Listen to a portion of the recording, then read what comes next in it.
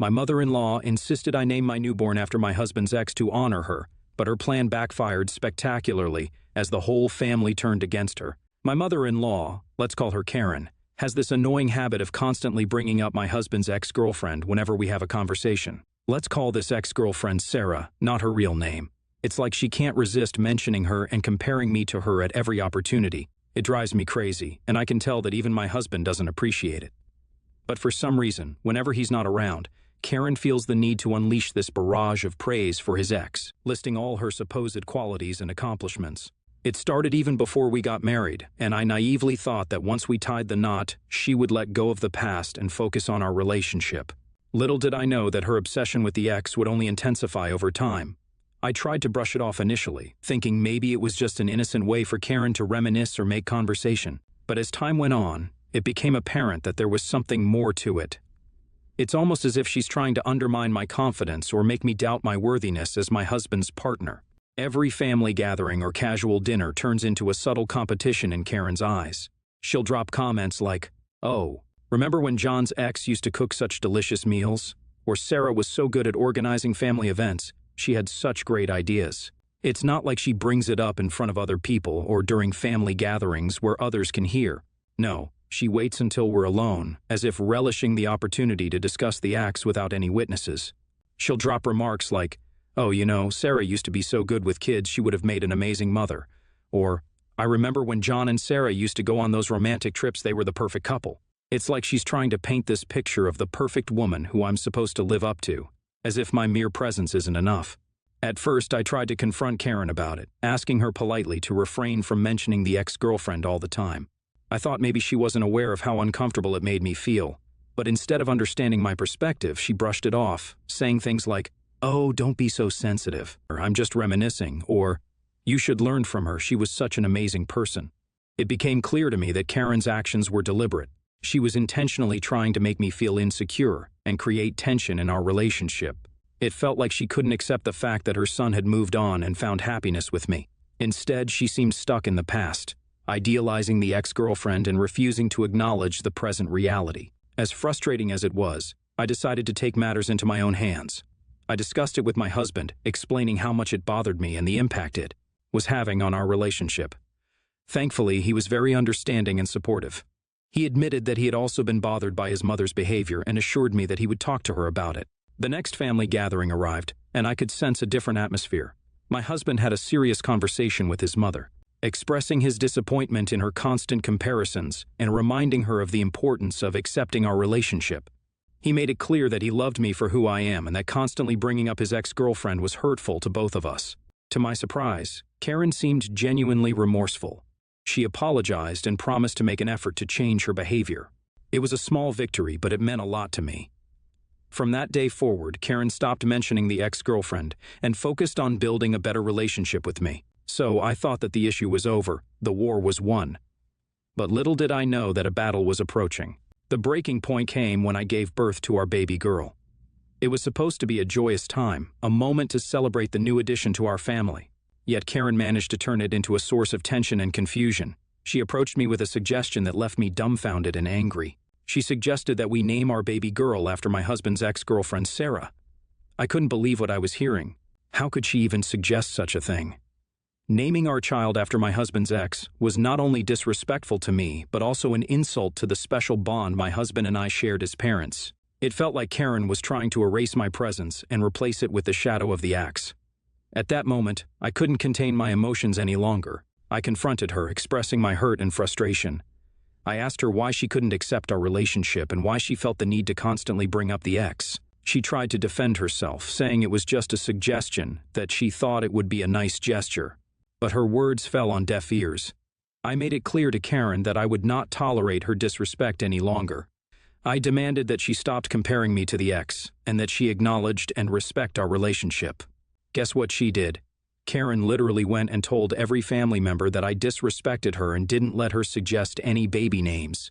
I realized that it was partly my fault for not opening up to other family members about her behavior. Keeping it all bottled up had given Karen the confidence to manipulate the situation and tarnish my reputation. While feeling hurt and betrayed, I knew that I had to take a stand. I couldn't let Karen's false narrative go unchallenged. With the support of my husband, we decided it was time to reveal the truth to everyone. We carefully and truthfully explained the situation to our family members, detailing the constant comparisons and undermining remarks Karen had made towards me. We emphasized our intention was never to disrespect her, but to address the hurtful behavior that was impacting our relationship. Thankfully, my husband stood by my side and validated my experiences. His constant support played a crucial role in convincing our family members that I was speaking the truth. They began to see through Karen's manipulative tactics and understand the toll her actions had taken on me. As the truth unfolded, the dynamics within the family shifted dramatically. No longer blinded by Karen's false narrative, family members started to distance themselves from her. They realized the toxicity of her actions. No one wanted to talk to her, so Karen tried to explain herself, saying she just wanted to honor Sarah because she was such a nice girl. But seriously, why did she have to make me feel like crap in the process? I called her out on it, asking why she had to compare us and make me feel inferior. But typical Karen, she couldn't handle being called out. She went all defensive and started throwing accusations at me. It was like she didn't even get how much she hurt me or how messed up her actions were. So, I dropped the bomb on her. It's over, Karen. Your own son doesn't want anything to do with you anymore. She never thought her actions would have consequences, or that her son would take my side.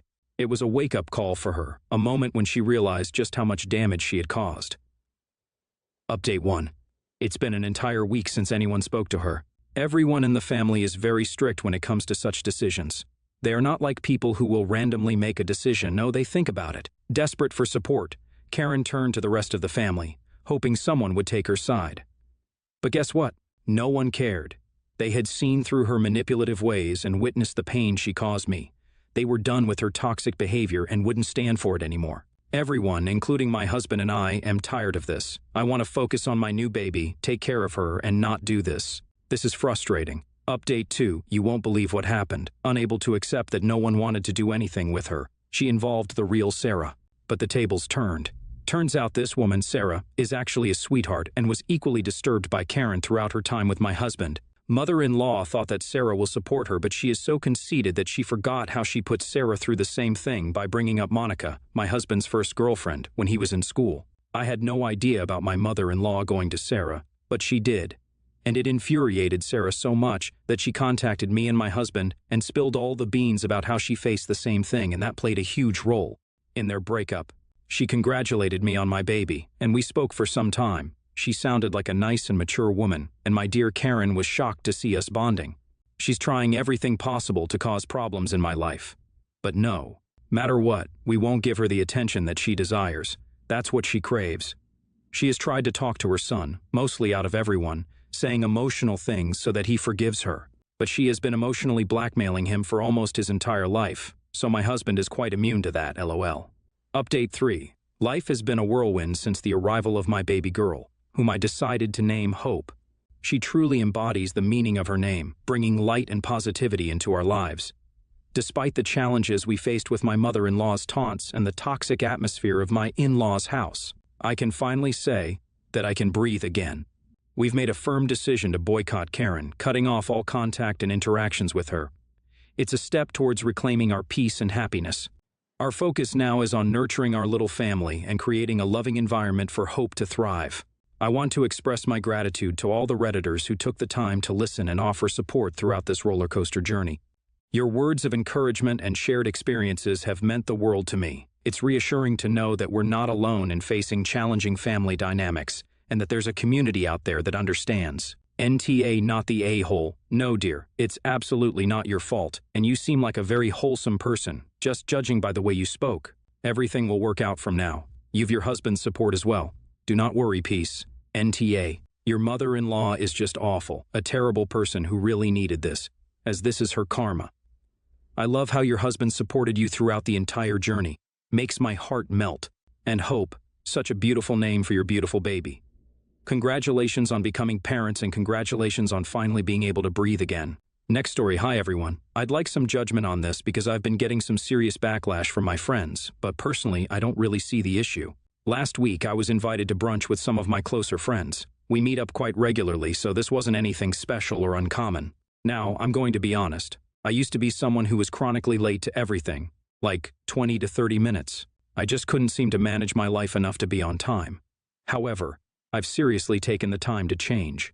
Life planners, reminders, and overall more awareness of time and stuff have helped me a lot in the past 2, maybe 3 years. I've never been late to anything if there wasn't a genuine reason, like a train getting delayed or something like that. Now, all my precautions have failed me last week, and I found myself running late, not terribly so. Maybe 10 minutes behind schedule. I let the others know via text that I'll be late, and that they can start and order drinks already and don't have to wait for me. I thought everything was dealt with, hurried up, and got to the place maybe 15 minutes. Late in total. I was already ready to apologize and sit down at the table, but as soon as I sat down, everyone got up and left me there. They told me that if they weren't worth my time, I wasn't worth theirs, and they left the restaurant together. I later saw on Insta that they went out to eat together somewhere else. Now, I would have understood that if it was in my late era, but I thought that it was clear that I've changed and wasn't late just because I could. My friends are late sometimes too, so I don't see the reason for them being always on time. NTA.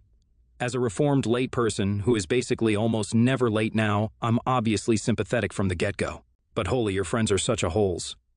One thing I've noticed is that even though I've been good about being on time for literally like over 6 years, nobody notices. The narrative is always, oh, here for Lars, she's always late, or, oh wow, I can't believe you're on time. I've been on time for years, but it's hard to get narratives like that to go away because people simply don't notice. I don't know what to tell you. If this happened to me, I'd text them some version of your post and don't speak to them again. This is some mean girls bullying, and I wouldn't put up with it, but that's me. NTA. You told them you were running late and not to wait for you to order. I think it's rude of them to all get up and leave like that. Why you're the a-hole? Apparently you've been late enough times that they've had enough. I'm also left wondering what you've left out of your story that merits such a strong response. Did they say anything to you all those other times you were late? I'm someone who is never late. I always give plenty of time to reach my destination. It's called respect for other people's time. They don't have to give it to you. Next story. I am male. 15 years old and very skinny, 5'5", 110 to 115 pounds. This began to spiral when my mom, early 40s, overweight, decided to lose weight when I was around 13. This has been amazing for her and an awesome choice, but the way she carries it out is unfitting for the rest of the family. To lose weight, she decided to go on a strictly gluten-free diet. Now, this is fine on its own, but the problems arise whenever my dad or her cooks, and we're forced to use gluten-free or cook without it. Me being skinny, and gluten-free alternatives generally being gross, limited, and repetitive, makes supporting this method very hard. When I entered high school, I became very conscious about my weight, as you can imagine. My thoughts became that the low-calorie foods we've been almost made to eat for dinner are a factor in my low weight. Due to this, on multiple occasions, arguments have started between me and her over this topic. More recently, we got into a fight. She was going to make the same bland, low-calorie, gluten-free pasta that we must have at least twice a week.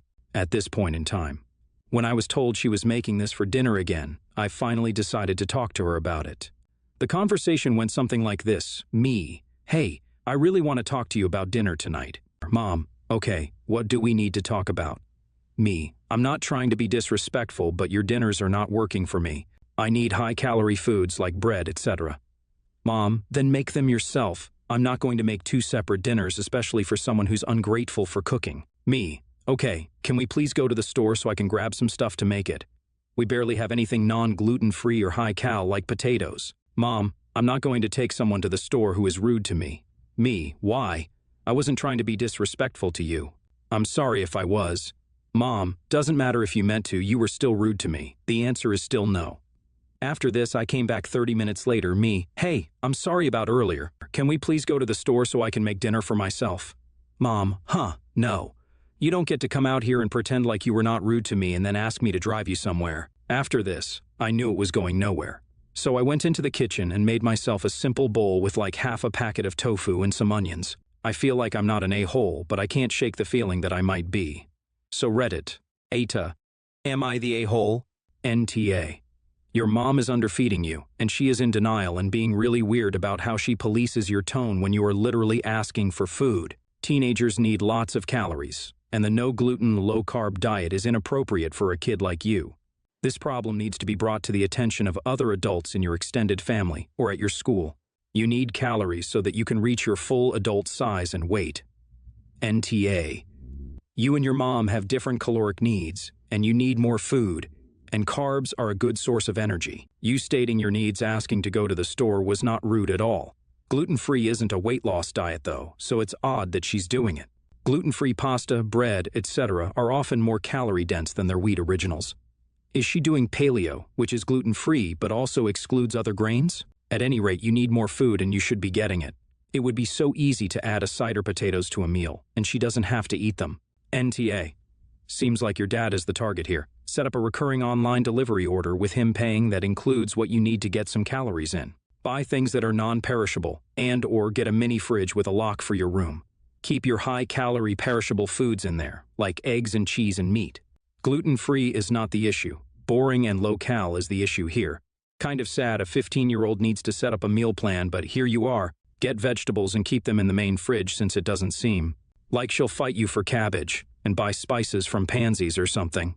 While your dad is the best resource for you right now, he's choosing to put up with her BS that is damaging your body. I think you need to talk to a school counselor, or maybe some member of your extended family, who has the ability to stand up for you to your mom and dad.